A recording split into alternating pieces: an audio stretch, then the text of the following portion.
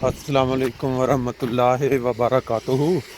سبحان اللہ و بحمدہ، سبحان اللہ العظیم۔ اللہم صلی علی محمد وعلی آل محمد کما صلیت علی ابراہیم وعلی آل ابراہیم انک حمید مجید۔ اللہم بارک علی محمد وعلی آل محمد کما بارکت علی ابراہیم وعلی آل ابراہیم انک حمید مجید۔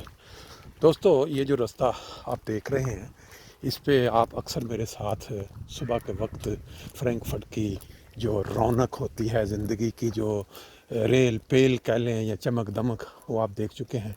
لیکن آج میں تھوڑا اندر کی طرف سے ہوتے ہوئے یہ وائٹ کلر کی جو چادر اللہ تعالیٰ نے زمین کو پہنا دی ہے، وہ دکھاتے دکھاتے آپ کو آگے ایک ٹرکش ریسٹورنٹ ہے، ادھر لے کے جا رہا ہوں۔ دل میں میرے خیال آیا کہ کل جو واقعہ پاکستان میں ہوا ہے بہت سارے دلوں کو غمگین کر گیا۔ پورے پاکستان کے مختلف علاقوں سے لوگ اپنے بچوں کی خوشی کی خاطر ان کو لے کے وہاں جو مقام ہے پاکستان میں، مری کا مقام، سیر کا کرنے کے لیے بڑا خوبصورت، جہاں ہر سال برف باری ہوتی ہے، لوگ نکلتے ہیں ہر سال انجوائے کرنے کے لیے۔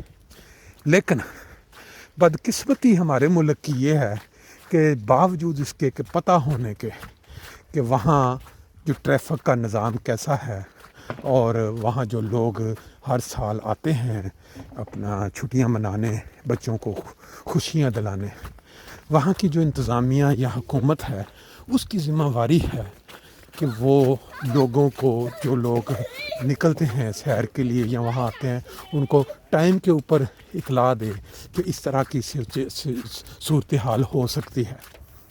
اب یہ جو فیملیاں بچوں سمیت سینکڑوں درجنوں گاڑیاں جو ہیں، ان کے مناظر آج ہم نے دیکھے ہیں کہ لوگ گاڑی کے اندر بیٹھے ہوئے ہیں، نظر ایسے آ رہا ہے کہ وہ بیٹھے ہیں لیکن وہ اللہ کو پیارے ہو چکے ہیں۔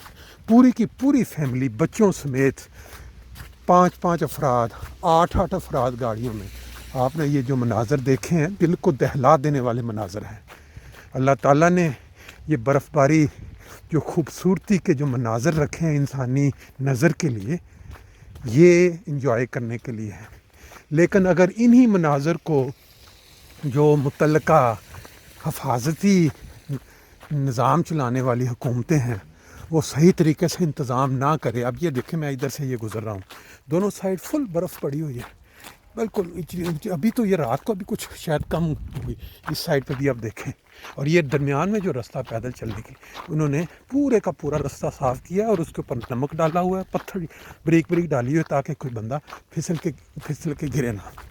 باوجود اس کے کہ یہ انتظام پاکستان میں بھی ہوگا، لیکن جس وقت اس طرح کا موسم ہو، جس وقت یہ پتہ ہو کہ لوگوں کو چھٹیاں ہیں اور لوگ آ سکتے ہیں، تو کیوں نہ ان کو ان راستوں کے اوپر بلاک کیا گیا، بند کیا گیا کہ آگے جو اس طرح کی سچویشن ہے، بہت ساری خلقت پہلے جا چکی ہے، اور یہ سڑکیں جو ہیں، ہمارا اتنا انتظام نہیں ہے کہ 2 4 گاڑیاں ایک ٹائم پہ ایک طرف کو رخ کر لیں اور آگے سے، اور برف اتنی پڑ جائے تو بلاک ہو سکتی ہے۔ اور اگر ہو گیا تھا، کیوں نہ پوری کی پوری مشینری جتنی انتظامیہ تھی اس جگہ پنڈی اسلام آباد میں، جو ہیلی کاپٹرز تھے، یہ وہ ان کو جانیں بچانے کے لیے لگایا گیا۔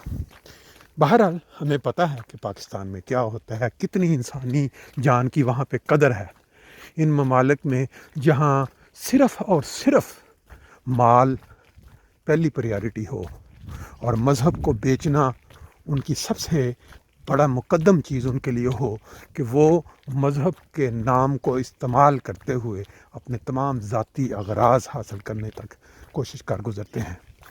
اب یہ جو واقعہ ہوا ہے کل، جس کے اندر ابھی فی الحال جو ویڈیوز آئی ہیں، وہ درجنوں افراد کی ہیں جو گاڑیوں میں بیٹھے ہوئے نظر آ رہے ہیں، لیکن وہ وفات پا چکے ہیں اور جم چکے ہیں سردی کی وجہ سے۔ لگ یہ رہا ہے کہ بڑے آرام سے وہ بیلٹیں لگی ہوئی ہیں، لیکن ان کی جو جان ہے وہ اللہ کے حضور حاضر ہو چکی ہے۔ دیکھنے میں آج کل انسان اتنا سخت ہو چکا ہے، مرتے انسان کو دیکھ کر اس سوشل میڈیا کے اوپر جو ویڈیوز آتی ہیں، تصویریں، کہ اس کے جذبات جو ہیں نا، وہ بالکل جس کو کہتے ہیں بے حس ہو جانا۔